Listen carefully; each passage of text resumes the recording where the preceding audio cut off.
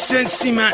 بیا گوش کنید دانشجو 323 بیا احوال پسر دخترای دانشجو، هر کی بره دانشگاه میشه حالش خوب. میخوام برم دانشگاه، وضعیت اضطراری دانشگاه محبوبم آزاد اسلامیه. دم در زده یه برگه اعلامیه، حفظ حجاب واسه دانشجو الزامیه. وقتی از در گذشته ناب علیه، به جای کیف زیر بغل چادر ملیه. دختر و پسر جدان توی دانشگاه، انگار خبریه باشه دانشگاه.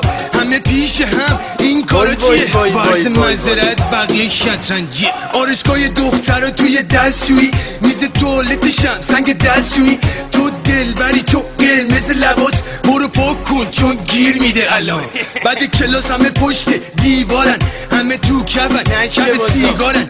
سر کلاس یا غایب یا خوابن، اونا که اصلا دستمال زن استادن. یه مش استاد بی سواد شفله، دو پیروز علی دایی حالا شدن پله. ازش میپرسه سوال میگه مهم نیست، استاد جواب نمیده چون بلد نیست. دخترها یه چیز دارن که پسرها ندارن، واسه همینه تو نمره گرفتن استادن. پسر با پول خر میکنه استادو، دختر با چشمک زد مخ استادو.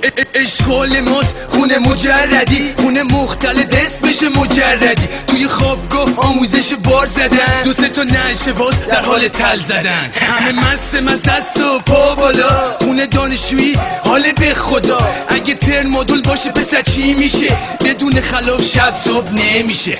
قلیون عرق و برق و زربره، لباسا خیس گری سره. پسرا دفت دزدی مثل راه زنا، باید بیای خوابگاه تا قبل اذان. همه منتظر اینن که مردود شه، آرزوی دانشجوهاست که مشروط شه. برو حال کن پسر که یه دانشجویی، بهترین دوران دانشجویی. از علاقه‌مندان عزیز جهت ثبت نام در دانشگاه آزاد دعوت به عمل می‌آید.